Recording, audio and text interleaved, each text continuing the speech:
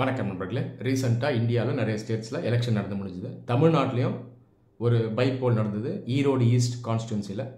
இந்த எலெக்ஷன் நடந்து முடிஞ்சதுக்கப்புறம் நிறைய குற்றச்சாட்டுகள் இப்போ எழுப்பப்பட்டு வருது. இதை நீங்களே பார்த்துருப்பீங்க, நான் சொல்ல வேண்டிய அவசியம் இல்லை. மக்கள் நிறைய பேருக்கு அரசியல் கட்சிகள் பணம் கொடுத்துருக்காங்க, டெலிபரேட்டாக நிறைய இடத்துல அடித்து வச்சு கிஃப்டெல்லாம் கொடுத்துருக்காங்க. இந்த மாதிரி நிறைய குற்றச்சாட்டுகள் வருது. இதுக்கு எவிடன்ஸும் இருக்குது, ரிப்போர்ட்ஸும் இருக்குது.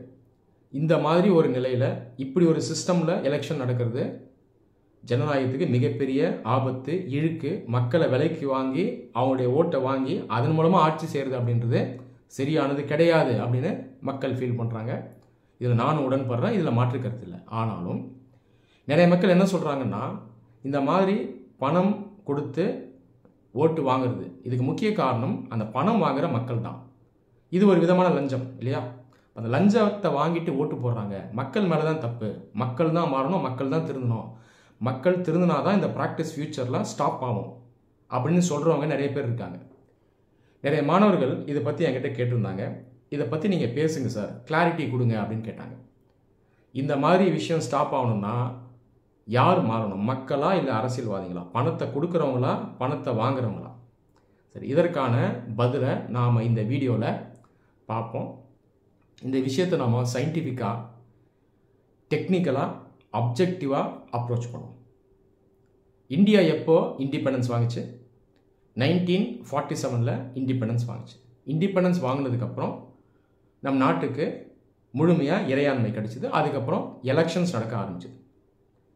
லோக்சபா எலெக்ஷன், அசம்பிளி எலெக்ஷன் அப்படியே கண்டினியூஸாக நடந்தது. இப்போது நம்ம டெக்னிக்கலாக பார்ப்போமே. இந்தியாவில் எலெக்ஷன்ஸ் ஆரம்பிச்சிருக்கோம், அதுக்கப்புறம் கண்டினியூஸாக நடக்க ஆரம்பிச்சிருக்கோம். ஏதாவது ஒரு பாயிண்டில் ஏதாவது ஒரு அரசியல்வாதி, கட்சியை சார்ந்தவரோ இல்லை இண்டிபெண்டன்ட் கேண்டிடேட்டோ ஏதாவது ஒரு மனிதருக்கு லஞ்சம் கொடுக்க நினச்சிருப்பார். அதாவது பணத்தை கொடுத்து ஓட்டை வாங்கணும்னு நினச்சிருப்பார். டெக்னிக்கலாக அது லஞ்சம், கரெக்டாக? அப்போ முதல் முறையாக யார் லஞ்சம் கொடுத்தா, யார் லஞ்சம் வாங்கினா, அந்த இன்சிடெண்ட்டை நம்ம எடுத்துப்போம். அப்போ முதல் முறையாக லஞ்சம் கொடுக்கப்படுது, லஞ்சம் வாங்கப்படுது. இந்த இன்சிடெண்ட்டை நம்ம அனலைஸ் பண்ணுவோம். அந்த நேரத்தில் லஞ்சம் கொடுத்தது தவறா, லஞ்சம் வாங்கினது தவறா? ரெண்டுமே தப்பு தான்.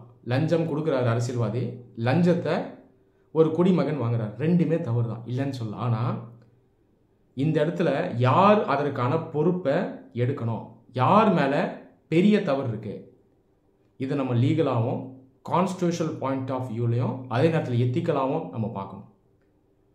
இந்த அடிப்படையில் பார்த்தோம்னா யார் அதற்கான பொறுப்பை எடுக்கணும்னா அந்த அரசியல்வாதி தான் எடுக்கணும். ஏன் எடுக்கணும்? இதற்கு காரணம் இருக்குது. ராஜ தர்மம் அப்படின்னு சொல்லுவாங்க, டியூட்டி ஆஃப் த ரூலர்ஸ். அதிகாரம் யார் கையில் இருக்கோ அவங்க கையில் பொறுப்பும் வந்துடும். ரூலிங் கிளாஸ் யாரோ அவங்க தான் மக்களை வழி நடத்தணும், அவங்க தான் கைடாக இருக்கணும். அதே நேரத்தில் மக்களை தண்டிக்கக்கூடிய உரிமையும் அவங்களுக்கு இருக்குது.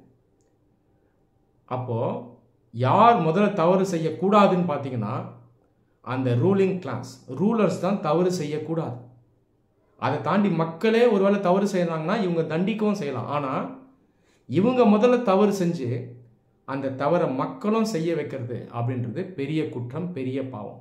அப்போ அந்த முதல் முறையாக லஞ்சம் இந்தியாவில் கொடுக்கப்படும் பொழுது அதை ஆரம்பித்து வச்சவர் யாராக இருந்திருப்பார்னா அந்த அரசியல்வாதியாக தான் இருந்திருப்பார். புரியுதா? சரி, அந்த பப்ளிக்கும் அந்த காசை வாங்கியிருக்காரு. நான் சொன்னது போல் அதுவும் தப்பு தான். அவருக்கு தேவைகள் இருந்திருக்கலாம், அவர் வறுமையில் இருந்திருப்பார், ரொம்ப ஏழையாக இருந்திருப்பார், அதனால் அவர் வாங்கியிருக்கலாம், லாயலாக ஓட்டம் போட்டிருக்கலாம். ஆனால் ரெஸ்பான்சிபிலிட்டியை கண்டிப்பாக அந்த பொலிட்டீஷியன் தான் எடுக்கணும். இந்த இன்னொரு சிம்பிள் எக்ஸாம்பிளோட நான் எக்ஸ்பிளைன் பண்ணுறேன். நான் ஒரு டீச்சர், என் கீழே நிறைய ஸ்டூடெண்ட்ஸ் இருக்காங்க. எனக்குன்னு ஒரு ராஜ தர்மம் இருக்குது, என் கையில் அதிகாரம் இருக்குது, என் கையில் ரெஸ்பான்சிபிலிட்டியும் இருக்குது. தேவைப்பட்ட ஒரு ஸ்டூடெண்ட்டை நான் தண்டிக்கலாம். ஒருத்தன் தவறு செய்கிறான், அவனை சரியான பாதையில் கொண்டு போனோம்னா நான் தண்டிக்கவும் செய்யலாம். இப்போ நானே ஒரு சிகரெட் பாக்கெட் எடுத்துகிட்டு போய் ஸ்டூடெண்ட்ஸ் கிட்ட போய் தரேன், இந்த அப்போ அதை வச்சுங்க, எல்லாரும் சிகரெட் பிடிங்க அப்படின்னு நான் சொல்கிறேன்னு வைங்களேன். அது எப்படி இருக்கும்? ஒரு சில ஸ்டூடெண்ட்ஸ் அவங்களே சொல்லலாம், வேணாம் சார் இது தப்பு, நீங்கள் செய்கிறது தவறான விஷயம் அப்படின்னு சொல்லலாம். அதே நேரத்தில் சில ஸ்டூடெண்ட்ஸ் அந்த சிகரெட்டை வாங்கி பிடிக்கவும் செய்வாங்க. இவரே தராரு, டீச்சரே தராரு, அப்போ நம்ம ஏன் ஹெசிடேட் பண்ணோம், நம்ம வாங்கி யூஸ் பண்ணலாம் போல இருக்குது அப்படின்னு நினைக்கக்கூடிய வாய்ப்பும் இருக்குல்ல. அப்போ யார் அவனை தவறாக இன்ஃப்ளூயன்ஸ் பண்ணுறதுனா நான் தான். எனக்கு ராஜ தர்மம் இல்லைன்னு அர்த்தம், நான் தவறிட்டேன்னு அர்த்தம், நான் பொறுப்பாக இல்லைன்னு அர்த்தம், நான் அயோக்கியத்தனத்தை பண்ணிட்டேன்னு அர்த்தம். இப்போ புரியுதா உங்களுக்கு? இப்போ நான் அவங்கள ப்ளேம் பண்ண முடியாது. நான் சிகரெட் கொடுத்தேன், அவன் வாங்கிட்டான், அவன் வாங்காமல் இருந்திருக்கணும். மேற்கொண்டு நான் கொடுத்தா கூட வாங்குவான், அந்த ஸ்டூடெண்ட் மேலே தப்பு அப்படின்னு நான் சொன்னேன்னா அது பெரிய அயோக்கியத்தனம்.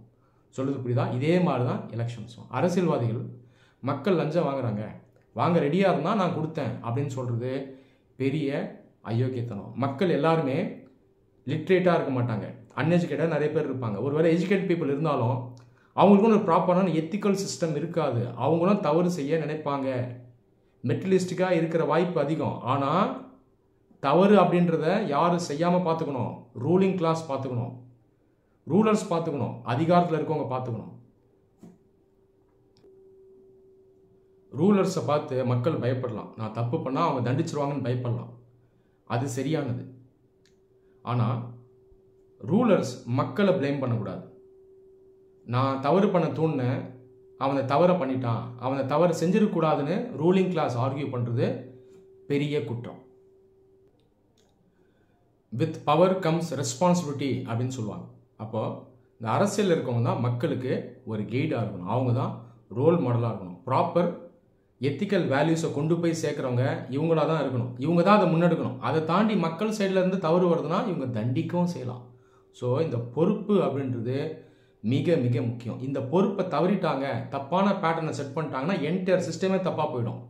நான் லஞ்சம் கொடுத்தேன், அவன் வாங்கினான்னு இவங்க ப்ளேம் பண்ணுவாங்க. அவங்க என்ன சொல்லுவாங்கன்னா, அவர் லஞ்சம் கொடுத்தாரு, நான் வாங்கினேன்னு அவங்க ப்ளேம் பண்ணுவாங்க. இப்படி ப்ளேம் கேமாக மாறிடும். இதில் என்ன நீங்கள் புரிஞ்சுக்கணுன்னா, இந்த சிஸ்டம் 2 பேருமே விரும்புகிறாங்க அப்படின்ற மாதிரி ஆகிடும். இது மிகவும் ஆபத்தானது. அப்போது மாற்றம் எங்கேருந்து வரணும்னா மேலேருந்து தான் வரணும். இந்த அரசியலில் இருக்கவங்க தான் மாறணும். தவறு நடந்தாச்சு, இனிமேல் தவறு நடக்காமல் பார்த்துக்கணும். பணத்தை கொடுக்காம எலெக்ஷன் நடத்தணும். அதை தாண்டி மக்கள் பணம் கேட்குறாங்கன்னா அவங்கள திருத்தக்கூடிய அதிகாரமும் இவங்க கையில் இருக்குது. அப்போது எங்கேருந்து மாற்றம் வரணும் அப்படின்ற ஆன்சர் உங்களுக்கு இப்போது கிடைச்சிருக்கோன்னு நம்புகிறேன்.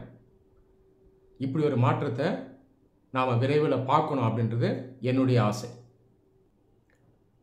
நன்றி.